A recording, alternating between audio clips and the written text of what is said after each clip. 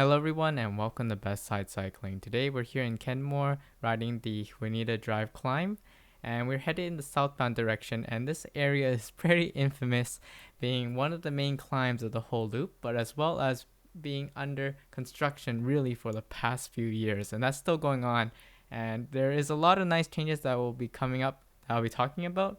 But just to explain what's going on here, I have Matthew right in front of me with my new 360 camera, and we're playing with this new sort of setting as some other bystanders just looking at me along, and I am giving it quite a good effort, but coordinating the distance between me and Matthew was sort of the challenging part as we started this. But you have all the stats there on my left, and yeah, I'm definitely trying to go and see what this is like. But this climb is about 400 feet, an average gradient about 4 or 5%. So it's not the steepest thing, but it definitely goes on for a while. And compared to anything else you'll find on the Lake Washington Loop, it will be a very, very good effort. But just from this point of view, you can see it is not really the most pleasant place to ride right now. There is a lot of areas here without bike lanes, and unfortunately, the cars in the back, now that I can actually see them, are very gracious to me. But yeah, there isn't really much here, so I'm just riding pretty much as far right as I feel comfortable with until they have room to pass, and just going along here, really keeping up at that good wattage for me. I don't think that BPM is correct, about 120. That was far too low for this sort of effort. I think probably it was probably closer to 160 or something like that. But I was pacing it, as this definitely, when you do it for the first time, can feel pretty long as just going along here. But in terms of several things, one, talking about what's planned here in terms of specific bicycle amenities, there is going to be a buffered one bicycle lane in each direction. And then on the east side, they're also going to have some new landscaping and an actual sidewalk. So there will become a time when this whole area is nice and paved and everything. But especially on the descent, this whole sort of section of Juanita Drive probably is best to be avoided. Or most usual recommendation is to turn off on Northeast 153rd and head your way towards Simmons. It's another sort of steeper road, but it does have a bike lane, and it's not too high traffic, so it definitely works out.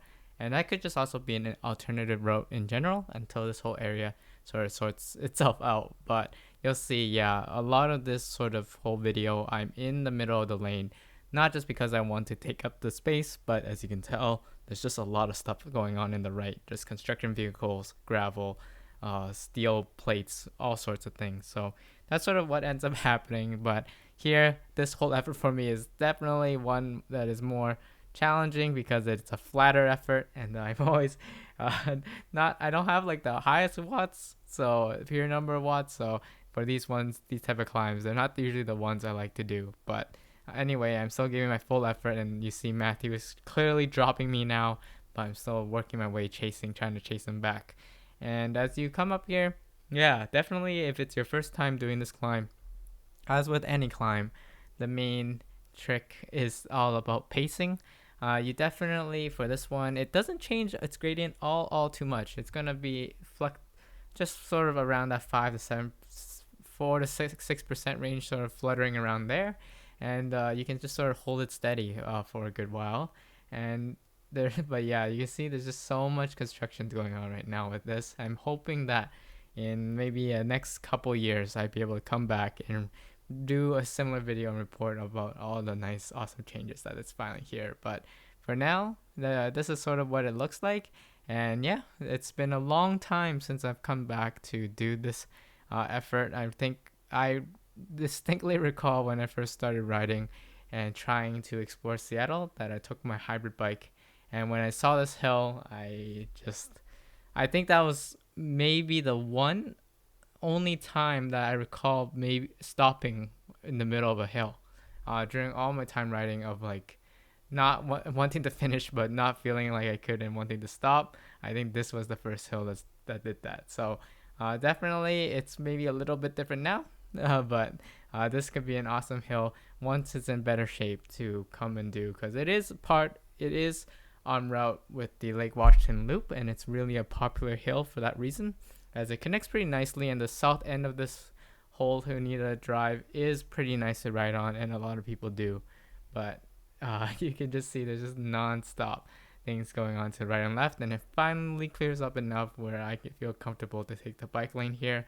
And it will also start to crest over and get a lot flatter as you head up to the top and you start to see some things like a gas station and other amenities.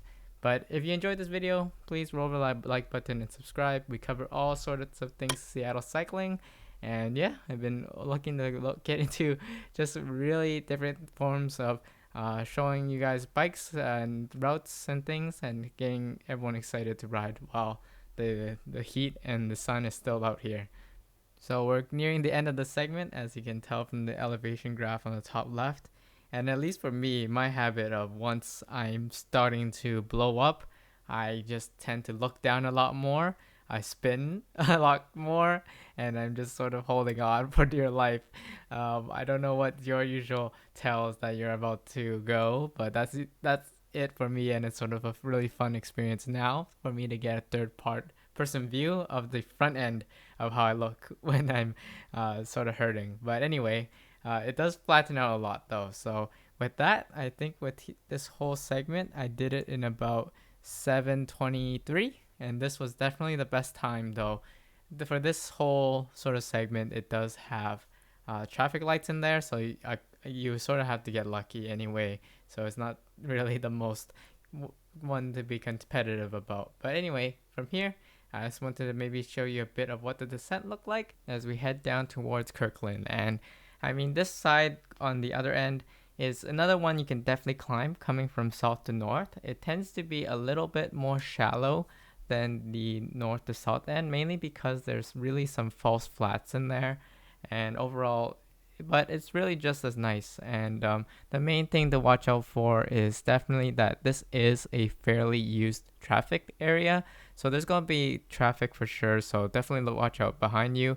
Try to make use of the lanes as much as you can, but take from my lessons, as actually my very first flat that I ever got was on this road too, and that was because I was sticking way far into the shoulder. There tends to be a lot more debris, so that can be something we'll look out for. But as you get closer and closer into the Kirkland sort of downtown area, there's going to be more and more driveways, so watch out for that. But as you can see here, bikes do have a nicer freewheel that we can go down the hill, and I'm starting to lose Matthew, so that's where I'm going to end it for this video. So thank you so much for watching, and hopefully we'll report back with some great news on this road and construction.